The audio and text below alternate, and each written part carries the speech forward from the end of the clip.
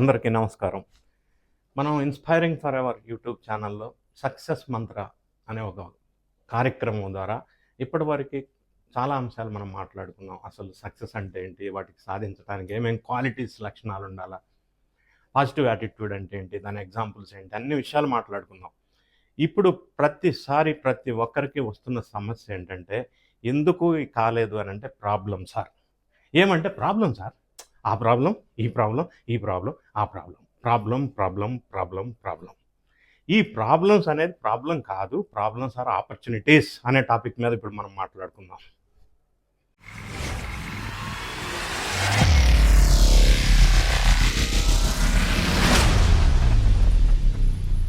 మనం ఏదైనా సాధించాలా, పని కావాలంటే కాలేదు. ఎందుకు కాలేదంటే ప్రాబ్లం.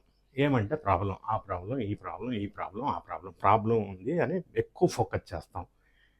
నేనేమంటానంటే ప్రాబ్లమ్స్ అనేది లైఫ్‌లో ఖచ్చితంగా ఉంటాయి. ఇప్పుడు మనం గమనించాల్సింది ఏంటంటే, ఆ ప్రాబ్లమ్స్‌ని ఆపర్చునిటీస్‌గా ఎలా మార్చుకోవాలా తెలుసుకునే ప్రయత్నం చేద్దాం. విషయం ఏంటంటే life is not to be expected to be free of problems. In fact life is made out of problems. Each problem is inviting you to be bigger than the problem. Thus the problem is an opportunity for the growth. ఈ విషయాన్ని మనం గమనించాలి.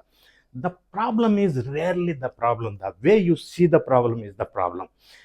When our perception changes, we understand that there are only issues, challenges, and maybe opportunities. Be bold when you are loose, and be calm when you will win. Changing the face can change nothing, but facing the change can change everything. ఈ విషయాన్ని మనం గుర్తుపెట్టుకోవాలి. అయినప్పటికీ problem అని ఎందుకు అనిపిస్తుందంటే, your inability to handle the problem creates problems for you in our life. Suppose మీకు ఒక సింపుల్ ప్రజెంట్ పీపీటీ రూపంలో ఎక్స్ప్లెయిన్ చేస్తా. ఎందుకు ప్రాబ్లం లాగా ఫీల్ అవుతున్నాం, దాన్ని మైండ్ సెట్ నుంచి బయటికి రావాలంటే ఎట్లా అని ఒకసారి ఆలోచిద్దాం. Do you have any problem? దీనికి మీ దగ్గర ఆన్సర్ ఎస్ ఆర్ నో రెండే కదా ఉంది. If you have a problem, yes అనుకుందాం. Suppose you do something about it. నీకు ప్రాబ్లం ఉంది, ఎస్ అన్నారు కదా. Can you do something about it? దీనికి రెండు ఆన్సర్స్ ఉంటాయి, నో లేదా yes. If you cannot do anything, then why worry? If you can do something, then why worry? Next, do you have the problem in అన్నప్పుడు ఇప్పుడు దాకా yes గురించి మాట్లాడుకున్నాం. Do you have problem in your life? No, then why worry? అంటే ఎట్లా చూసినా కూడా problem ఉన్నా కూడా నువ్వు సాల్వ్ చేయగలిగితే వర్రీ అక్కర్లేదు, సాల్వ్ చేయలేకపోతే అసలే అక్కర్లేదు వర్రీ. కాబట్టి don't worry about the problems. ఇంకొక స్లైడ్ ఎక్స్ప్లెయిన్ చేస్తాను ఎందుకు ప్రాబ్లం లాగా మనం ఫీల్ అవుతున్నామంటే. సపోజ్ మనం పాస్ట్ గుర్తు తెచ్చుకుంటాం ఎప్పుడు కూడా. పాస్ట్ గురించి ఎక్కువ ఆలోచించక్కర్లా. ఇప్పుడు మనం ఒక కారులో వెళ్తా ఉన్నాం. రేర్ వ్యూ మిర్రర్ చిన్నగా ఉంటుంది, విండ్షీల్డ్ పెద్దగా ఉంటుంది. దాని మీనింగ్ ఏంటంటే మనం ఫ్యూచర్ పెద్దగా చూడాలి. ఆ విండ్షీల్డ్ లాంటి పెద్ద విండోల నుంచి. ఈ రేర్ వ్యూ మిర్రర్ చిన్నగా ఉంటుంది, మన పాస్ట్. ఆ పాస్ట్ని ఓన్లీ రిఫరెన్స్ కోసం చిన్నగా చూడాలి, పెద్దగా చూడకూడదు. అట్లా మనం యాటిట్యూడ్ డెవలప్ చేసుకోవాలి. అయినప్పటికీ ప్రాబ్లం ప్రాబ్లం ప్రాబ్లం అని అనిపిస్తే 3 వేస్ ఉన్నాయి to get out from this mind set. ఎప్పుడైనా అట్లా అనిపిస్తే ఎవరికైనా ప్రపంచంలో, you have 3 options. Option 1, if you feel that you have a problem with this what ever it is, with this work, you change it if you can. Change చేయగలవా? Change చేయగలిగితే change చేయి. You cannot change it. Second option ఉంది, accept it. ఇది ఇంతే, ఇది ఎట్లానే ఉంటుంది అని accept చేయి. Change చేయలేకపోతున్నావు, accept చేయలేకపోతున్నావు. థర్డ్ ఆప్షన్ ఉంది, లీవ్ ఇట్, వదిలేసి. ఫర్ ఎగ్జాంపుల్, ఒక చిన్న ఎగ్జాంపుల్ ఇంకా అర్థమయ్యేదండి. మా ఫ్రెండ్ ఒకడు ఎక్కడో వేరే స్టేట్ నుంచి వచ్చాడు. Hyderabad beautiful city, world class city. ఇద్దరు నడుచుకుంటూ ఒక లేక్ పక్కన బ్రిడ్జిలో వెళ్తున్నాం సరదాగా. అక్కడ బ్యాడ్ స్మెల్ వస్తుంది. వాడు ఫ్రస్ట్రేషన్ వచ్చింది, ఇంత బ్యూటిఫుల్ బ్రిడ్జ్ ఉంది, అంత సిటీ బాగుంది, అంత వాళ్ళు bad smell bad smell bad smell bad smell అంటున్నాడు. బ్యాడ్ స్మెల్ వస్తుంది ఇక్కడ ఎందుకంటే ఈ రీజన్. నువ్వు ఫ్రస్ట్రేషన్ ఫీల్ అవ్వకు. నువ్వు చేంజ్ చేయగలవా బ్యాడ్ స్మెల్ని అని అడిగా. నేను ఎక్కడ చేస్తాను సార్, చేయలేను అన్నాడు. చేయలేవా? బ్యాడ్ స్మెల్ వస్తుంది, అంతే ఉంటుంది, యాక్సెప్ట్ చేయన్న. చేయలేనా? ఎవడు రమ్మన్నాడు రా నిన్ను ఎక్కడికి? పో, లీవ్ ఇట్, 3 ఆప్షన్స్, నీకు 4 ఆప్షన్ ఏం లేదు. ఊరికే ప్రాబ్లమ్ ప్రాబ్లమ్ నెత్తి మీద కూర్చోవద్దు. ఈ 3 అంశాలను మనం దృష్టిలో పెట్టుకుంటే ప్రాబ్లమ్ అనేది లేకుండా ఉంటుంది. సో అదొక అంశాన్ని మీరు గమనించాలి. లైఫ్ అనేది ఫుల్ ఆఫ్ ప్రాబ్లమ్స్. ఎవడన్నా కానీ నాకు లైఫ్ సాఫీగా ఇట్లా ఉండాలా స్ట్రైట్గా అని అనుకుంటే అది సాధ్యం కాదు. ఎందుకు సాధ్యం కాదంటే ఈసీజీ రిపోర్ట్ చూసామా మనం, ఇట్లా ఉంటుంది. ఇట్లా స్ట్రైట్గా రిపోర్ట్ ఉందంటే డెడ్. లైఫ్ కూడా ఇట్లా స్ట్రైట్గా ఉండదు, ఇట్లా స్ట్రైట్గా స్మూత్గా ఉండదు. అప్ అండ్ డౌన్స్ ఉంటాయి ఈసీజీ రిపోర్ట్ లాగా. లైఫ్ అంతే ఉంటుంది, అది గుర్తుపెట్టుకోవాలి మనం. ఈ మధ్య కాలంలో ప్రాబ్లమ్ని ఇంకొక పర్సెప్షన్ ఎట్లా చూడాలనేది, ఈ మధ్య కాలంలో నేను ఒక సెమినార్ కండక్ట్ చేశాను. దాదాపు 150 పార్టిసిపెంట్స్ ఉన్నారు అందులో.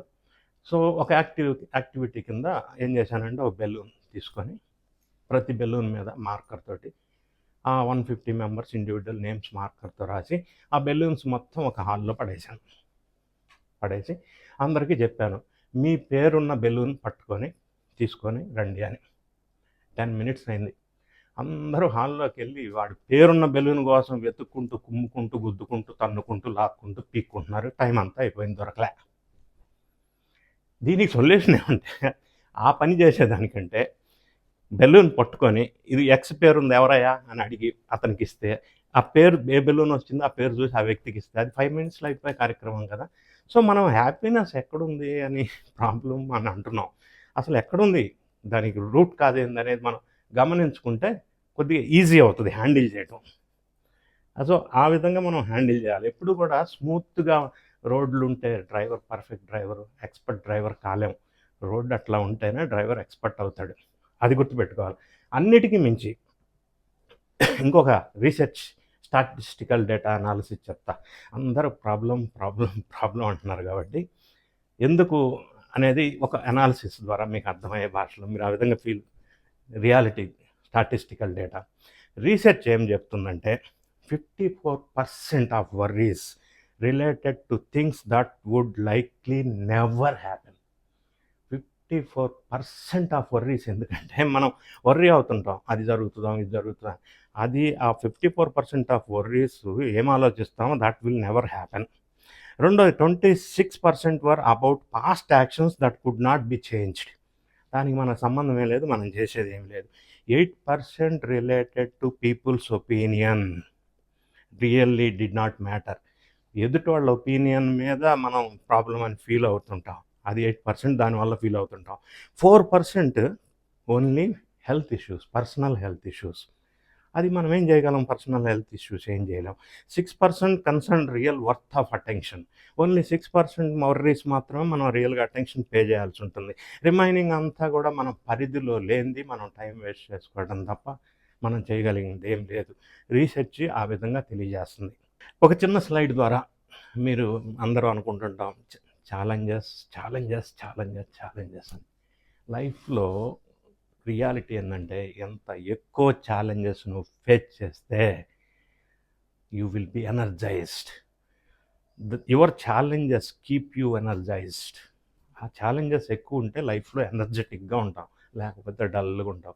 ఎట్లా అనేది ఒక చిన్న ఇన్సిడెంట్ పీపీటీ ద్వారా ఒకసారి ఎక్స్ప్లెయిన్ చేస్తాను. జపాన్లో ఫిష్ ఎక్కువ తింటారు. అయితే ఏమైందంటే, జపాన్ సీషోర్ దగ్గర ఫిష్ లోపలికి వెళ్ళేవాళ్ళు, తీసుకొచ్చేవాళ్ళు. ఎక్కువగా చాలా సంవత్సరాల తర్వాత ఏమైందంటే, దగ్గర దూరం వెళ్ళటం వల్ల ఫిష్ దొరకటంలే. సో ఆ సీలో ఇంకా బాగా లోపలికి వెళ్ళాల్సి వస్తుంది. సీలో లోపలికి వెళ్ళాలంటే ఏమవుతుంది, లోపలికి వెళ్ళి పట్టుకొని ఫిష్ బయటికి తీసుకురావడానికి టైం ఎక్కువ పడుతుంది. టైం ఎక్కువ పట్టడం వల్ల ఫిష్ ఫ్రెష్నెస్ కోల్పోతుంది. సో ఇప్పుడు ఏం చేయాలా, ఇది ఒక సమస్య వచ్చింది జపాన్లో. వీళ్ళు ఏం ఆలోచించి ఏం చేశారంటే, ఈ చేపలు పట్టడానికి వెళ్ళే ఫిషింగ్ బోట్స్లో ఒక ఫ్రేజర్ ఏర్పాటు చేశారు. సో ఫ్రేజర్ ఉండటం వల్ల ఆ బోట్స్ సముద్రంలో బాగా లోపలికి వెళ్ళి ఎక్కువ టైం తీసుకొని ఫుల్గా ఫిష్ పట్టుకొని ఆ ఫ్రేజర్లో వేసుకొని ఒడ్డుకి వచ్చేస్తాయి. బాగానే ఉంది, సాల్వ్ అయిపోయింది ప్రాబ్లం అని అనుకున్నాం. కానీ ప్రాబ్లం అక్కడే మొదలైంది. ఆ ఫ్రోజన్ ఫిష్ ఆ జపనీస్ యాక్సెప్ట్ చేయలే. సో ఫిషింగ్ బిజినెస్ జపాన్లో కొలాప్స్ అయ్యే పరిస్థితి. ఫ్రోజన్ ఫిష్కి లైవ్ ఫ్రెష్ ఫిష్కి there is a lot of difference in the taste. అప్పుడు ఏం చేయాలా అర్థం కాలే. మళ్ళీ ఏం చేశారంటే ఆ ఫ్రీజర్ ప్లేస్లో ఒక ట్యాంక్ తీసుకున్నారు. నార్మల్ ట్యాంక్లో వాటర్ ఫిల్ చేసి లోపలికి వెళ్ళిపోయి ఆ ఫిష్ని ఆ ట్యాంక్లో వేసుకొని బయటికి తీసుకొచ్చారంటే అది లైవ్లో ఉంటుంది. కానీ బయటకు వచ్చిన తర్వాత కొంత టైం పడుతుంది లోపలికి వెళ్ళి బయటికి రావడానికి కాబట్టి సీలోకి. బయటకు వచ్చిన తర్వాత ఆ ఫిష్ కూడా డల్నెస్ అయిపోవటం వల్ల, యాక్టివ్నెస్ లేకపోవడం వల్ల ఏమవుతుంది, టేస్ట్ తక్కువ అయిపోయింది. దాంతో బిజినెస్ మళ్ళీ డల్ అయింది. ఎందుకు ఇట్లా అవుతుంది? ఫిష్ ట్యాంక్లోనే పెట్టాం, లోపలికి వెళ్ళి కొన్ని గంటలు పట్టింది బయటకు వచ్చేసరికి, అయినా కూడా డల్నెస్ అయిపోయి టేస్ట్ తగ్గడం ఏంటి కారణం అని అనాలిసిస్ చేస్తే ఆ ఫిష్ అందులోనే ట్యాంక్లోనే నిర్జీవంగా, నిస్తేజంగా, యాక్టివ్నెస్ లేకుండా, సహజత్వంగా దానికి ఉండే ఎనర్జెటిక్ మూమెంట్ లేకపోవటం వల్ల డల్నెస్ వచ్చి టేస్ట్ తగ్గిపోయింది. అప్పుడు ఈ సమస్యను ఎట్లా పరిష్కారం చేయాలని ఆలోచిస్తే ఆ ట్యాంక్లో ఒక చిన్న షార్క్ వేశారు.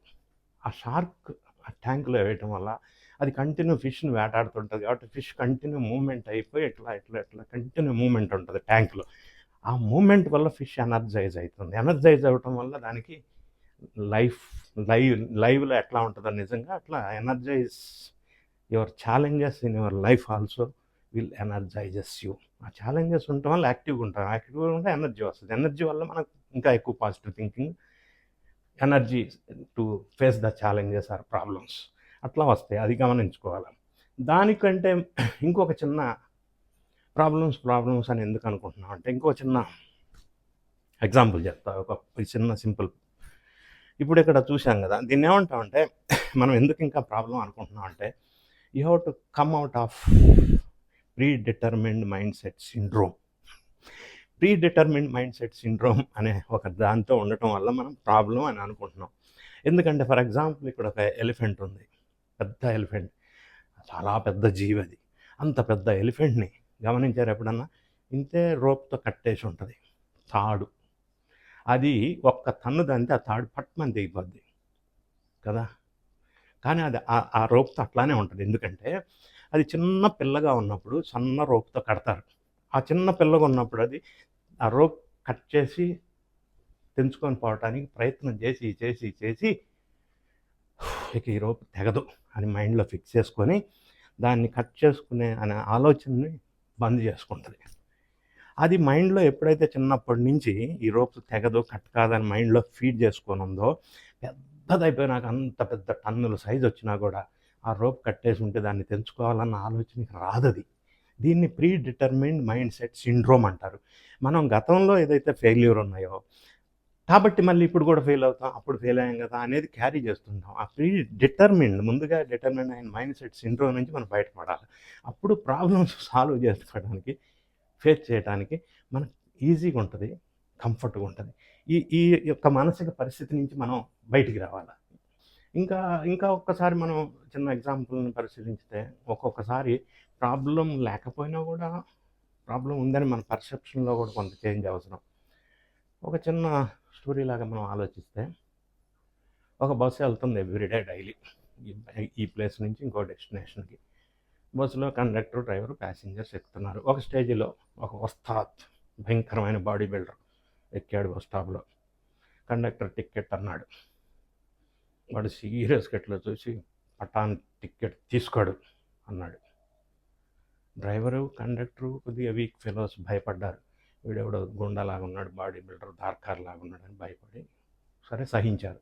వాడు ఎవ్రీడే బస్ ఎక్కుతున్నాడు, పటాన్ డజంట్ పే అంటున్నాడు.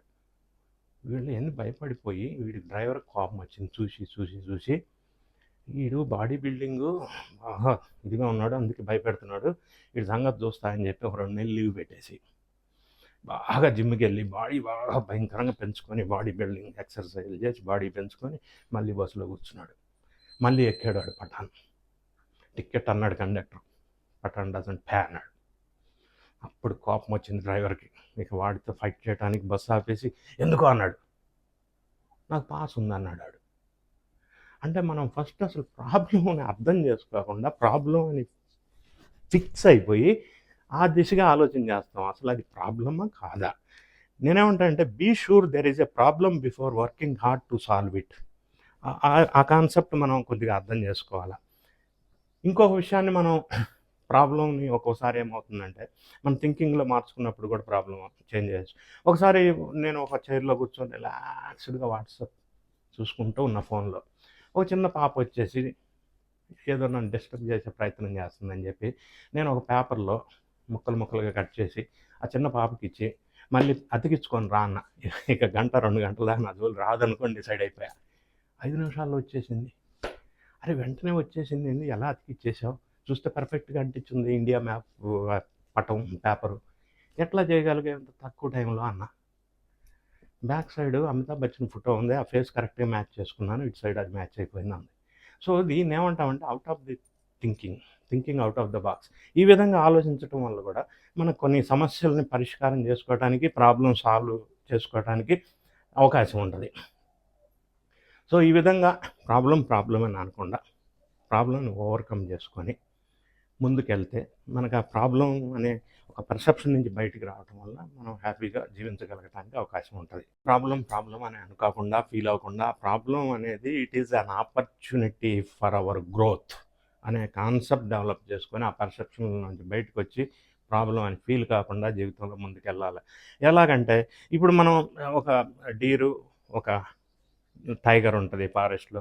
టైగరు డీర్‌ని పట్టుకోవడానికి స్పీడ్‌గా పరిగెత్తుతది. డీర్ ఇంకా స్పీడ్‌గా పరిగెత్తుతది. దానికి దొరకకూడదని. ఈ రెండిటి మధ్యలో డిఫరెన్స్ ఏందంటే, డీర్ అనేది లైఫ్ అండ్ డెత్. దొరికితే చచ్చిపోద్ది. టైగర్‌కి లైఫ్ అండ్ డెత్ కాదు.